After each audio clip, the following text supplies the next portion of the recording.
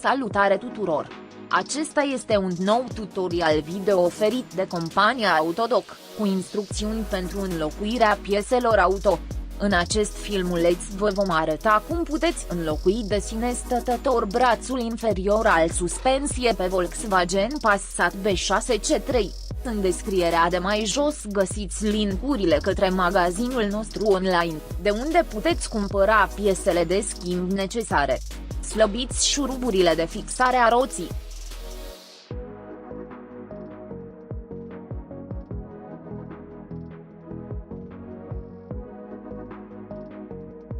Scoateți roțile din spate. Folosiți o priză No21 și o cheie în combinație fixă No21. Deconectați brațul inferior de la fus.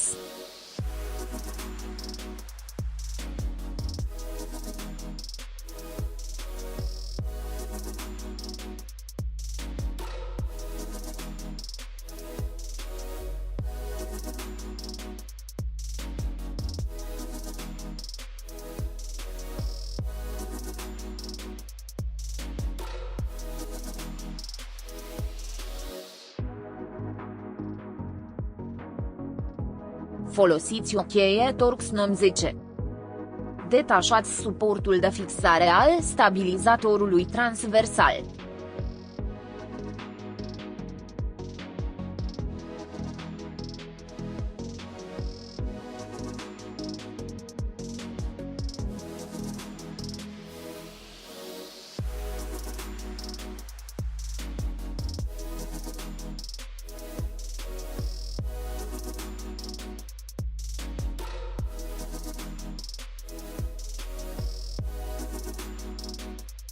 Folosiți o priză No18 și o cheie în combinație fixă No18.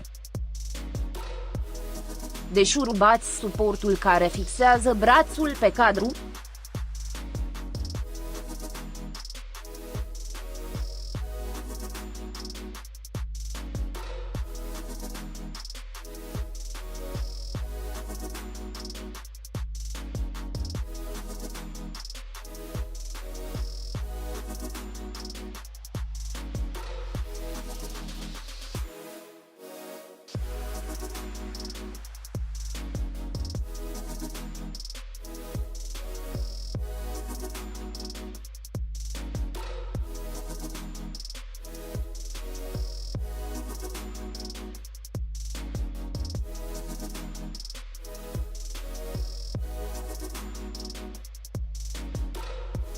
Îndepărtați brațul.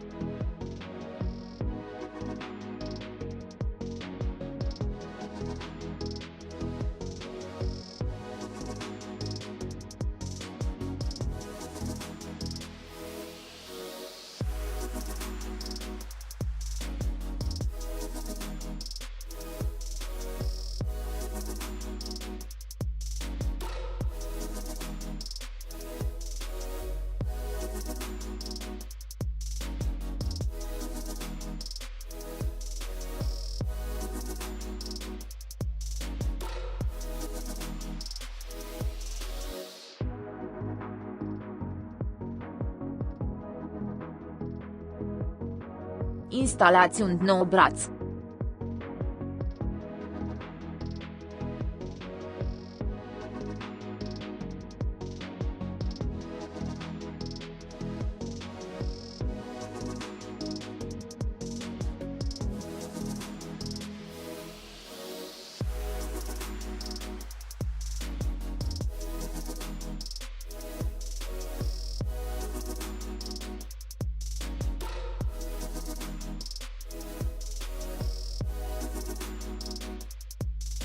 Folosiți o priză No18 și o cheie în combinație fixă No18.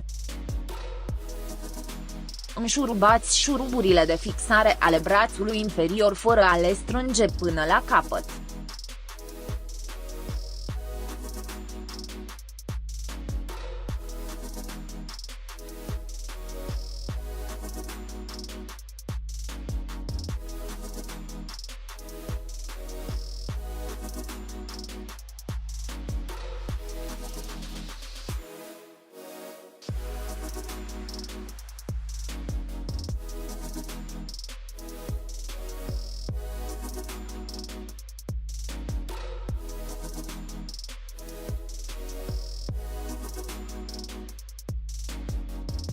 Folosiți o cheie Torx 90.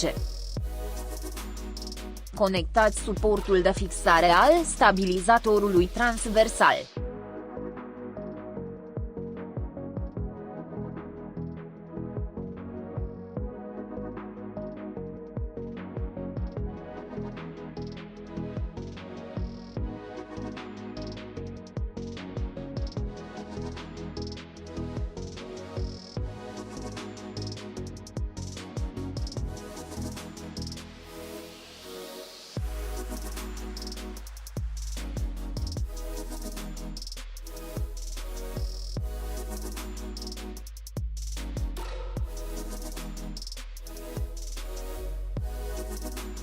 Proptiți brațul.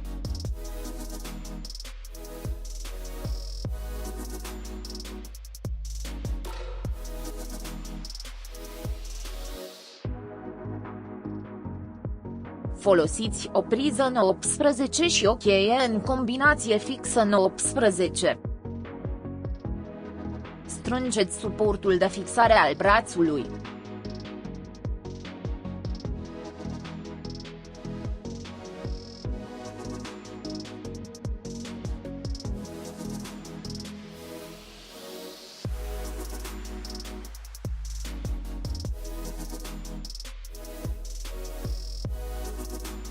Îndepărtați suportul de sub braț. Vă mulțumim că ați vizionat tutorialul nostru. Abonați-vă la canalul Autodoc și nu pierdeți noile filmulețe. Dacă v-a plăcut acest filmuleț, dați-ne un like și distribuiți-l și prietenilor dumneavoastră. Vă dorim o zi bună!